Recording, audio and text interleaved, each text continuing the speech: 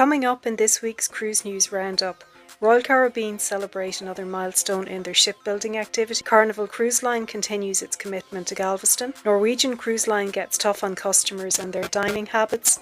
And Disney disappoints cruise fans in the Asia market.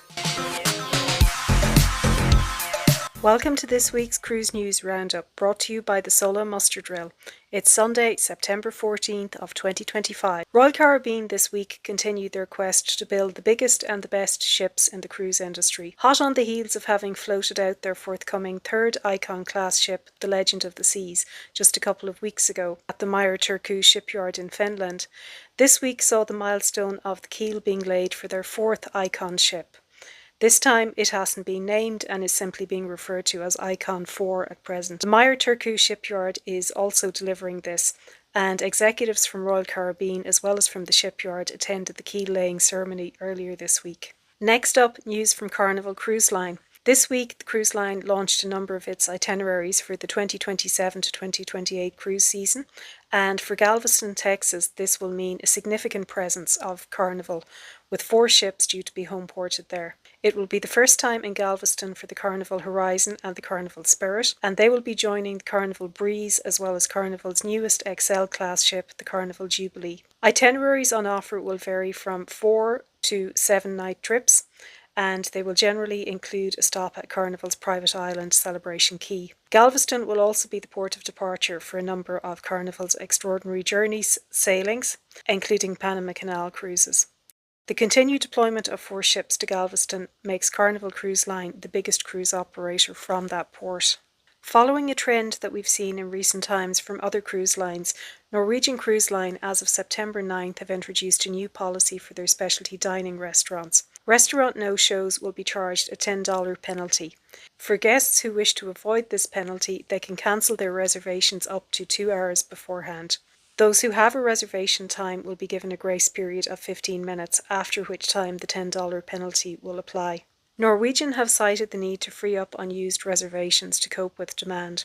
Undoubtedly, their specialty dining restaurants are indeed very popular, given that the vast majority of cruisers on NCL generally tend to opt for the more at sea package as part of their overall fare, and that includes a number of specialty dining privileges. In news from a sister brand in the Norwegian Holdings family group, Oceania Cruise Line this week announced that it will be adding new perks to its standard fares.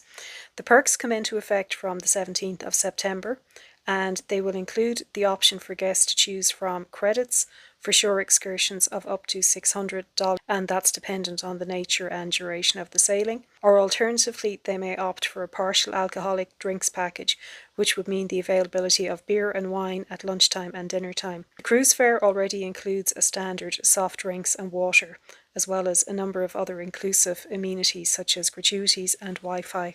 Also of interest for anyone in the luxury cruise market, as of Thursday last, September 11th, Silversea, that's the luxury cruise brand which is part of the Royal Caribbean group, they introduced 3 new fares, which they say will provide greater flexibility to guests. The new fare structure will enable guests to personalise their travel experience. The new fare structure firstly includes the all-inclusive plus fare. This is described as being of the greatest value to guests. It offers a refundable deposit, shore excursion credit, which will vary based on the length and the region of the sailing, and it will also include in-country flights and also pre- and post-cruise hotel nights if required. At a level down is the second fare, and that is titled the all-inclusive fare. This will be available exclusively on ocean-going voyages, so not available on their expedition cruises. The all-inclusive fare will allow guests the opportunity and flexibility to purchase their own shore excursions a la carte and add them to the basic fare. A non-refundable deposit is also required in conjunction with this all-inclusive fare. And the third fare, which undoubtedly will be of interest to bargain hunters out there, is the last-minute fare. This will be available on select ocean-going and expedition voyages, which are within 5 months of their departure date.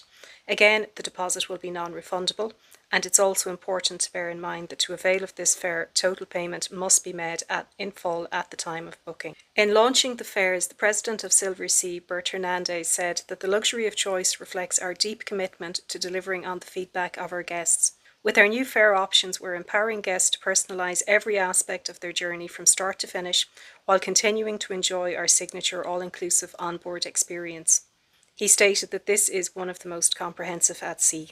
The Silversea experience includes a standard, spacious, all-suite butler service accommodation, personalised service with a ratio of almost one crew member to every guest, up to 6 dining options on board, as well as complimentary 24-hour in-suite dining. And it also includes unlimited champagne, fine wines, spirits and specialty coffees, and in addition Wi-Fi, enrichment lectures, transportation to city centres when on ocean-going voyages, and it also includes onboard gratuities and obviously the standard taxes and fees. And the final cruise news story this week comes from Disney Cruise Line. The Disney Adventure was due to set sail in Asia for the first time in December on an itinerary that was due to depart from Singapore. However, this week news emerged that the sailings have now been postponed until March 2026. This is due to the fact that the final fit out of the ship is ongoing and it won't be completed in time for the original sailing date. Booked passengers have received notification this week of the cancellation or postponement,